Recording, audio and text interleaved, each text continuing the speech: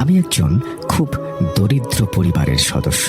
আমার বাবা আজ থেকে 13 বছর আগে গত হয়েছেন। আমরা 4 ভাই বোন থাকার পরেও সবাই আলাদা আলাদা পরিবার নিয়েই ব্যস্ত।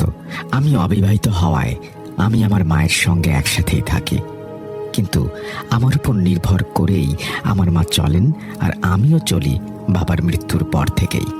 আমি একজন অটো বা ইজি বাইক চালক। আপনি শুনে থাকবেন যে দিনাজপুর জেলায় ইজি বাইকের সংখ্যা অনেক বেশি।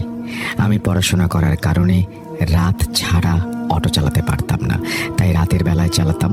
সেই দিনটি ছিল বুধবার। আমি অটো চালাতে চালাতে আমাদের এলাকা থেকে প্রায় 20 কিলোমিটার দূরে চলে যাই, কিন্তু সেই জায়গাটাও আমার পরিচিত। সময় দেখার জন্য পকেট থেকে ফোনটা বের করলে দেখি যে ঘড়িতে সময় 1:25। বাড়ির উদ্দেশ্যে রওনা হই। অল্প কিছু দূর আসতেই দেখি যে একজন রাস্তায় পড়ে আছে এবং ছটফট করছে। মনে হলো সে হয়তো অ্যাক্সিডেন্ট করেছে। বলে রাখা ভালো যে আমি সেই মানুষটাকে মেইন রাস্তা থেকে 200 মিটার দূরে একটা ফাঁকা পকেট রাস্তায় দেখতে পাই। আমি দৌড়ে গিয়ে তার কাছে পৌঁছাতেই সেখানে আমি কাউকেই দেখতে পাই না, কেউ নেই সেখানে। একটু অবাক হই, মনের ভুল ভেবে আমি সেখান থেকে চলে আসি। আরও কিছু দূর এগোতেই দেখি যে রাস্তার মাঝখানে কেউ একজন অ্যাক্সিডেন্ট করেছে, আর কয়েকজন তাকে ধরে দাঁড়িয়ে আছে। পাশে একটা মোটরসাইকেলও পড়ে আছে। লোকটা এখনো বেঁচে থাকায় সেখানকার লোকজন আমাকে তাকে হাসপাতালে নিয়ে যাওয়ার অনুরোধ করে। আমি তাকে নিয়ে যাওয়ার জন্য রাজি হই, কিন্তু একটু পরেই আমি আরও বেশি তাজ্জব হই যে কিছুক্ষণ আগে আমি যাকে রাস্তায় পড়ে থাকতে দেখেছি সেও কিছুটা ইনারই মতো। কিন্তু আমি আগের লোকটাকে অন্ধকারের মধ্যে ভালোভাবে দেখতে না পাওয়ার কারণে এবারও মনের ভুল ভেবে নিজেকে মানিয়ে নেই। লোকটি আমার অটোতে উঠলে সেখানকার লোকজন আমাকে একাই নিয়ে যেতে বলে। ওনারা আরও বলে যে কিছুক্ষণের মধ্যে তারা কয়েকজন বাইক করে আসবে এবং আমাকে সাহায্য করবে। জানি এতক্ষণে আপনারা কেউ ভয় পাননি, কিন্তু ভয় তো কেবল শুরু। সেই লোকটির আর্তনাদ শুনতে শুনতে গাড়ি চালাচ্ছি আর তাকে সান্ত্বনা দেওয়ার চেষ্টা করছি।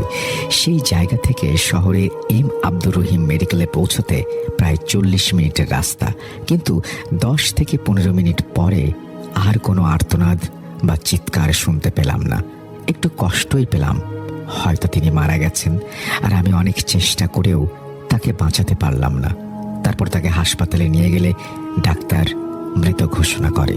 পরবর্তীতে ওই লোকগুলো সহ আমরা লাশটা পুলিশের হাতে তুলে দেই, আর আমি আমার প্রাপ্ত ভাড়া নিয়ে বাড়ির উদ্দেশ্যে রওনা দেই। ঘড়িতে তখন রাত 3:03 বাকি, কিন্তু হাসপাতাল থেকে বাড়িতে পৌঁছাতে 30 মিনিটের রাস্তা। শর্টকাট নিলে 20 মিনিটের মধ্যে পৌঁছাবো। এরই মধ্যে আমি শর্টকাট রাস্তাটা নেওয়ার সিদ্ধান্ত নেই। সেই রাস্তা দিয়ে যেতে হলে আমাকে অনেক বড় ফাঁকা একটা রাস্তা দিয়ে যেতে হবে।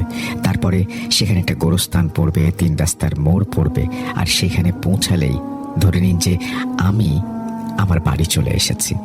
কিন্তু কিছুক্ষণ পরেই শুরু হয় আমার জীবনের এক অফুরন্ত রাত। রাস্তা দিয়েই আস্তে আস্তে হঠাৎ প্রচণ্ড জোরে বাতাস শুরু হয়, আর এত জোরে বাতাস হয় যে আমি আমার গাড়ি চালাতেই পারছিলাম না। কিন্তু হঠাৎ করেই আজব একটা ঘটনা ঘটে আমার সাথে। আমি আমার অটোর লুকিং গ্লাসে দেখি সেই লোকটা আমার অটোতে বসে আছে। আমি তাকে অনেক ভয় পাই আর তাড়াতাড়ি অটোটাতে ব্রেক করি।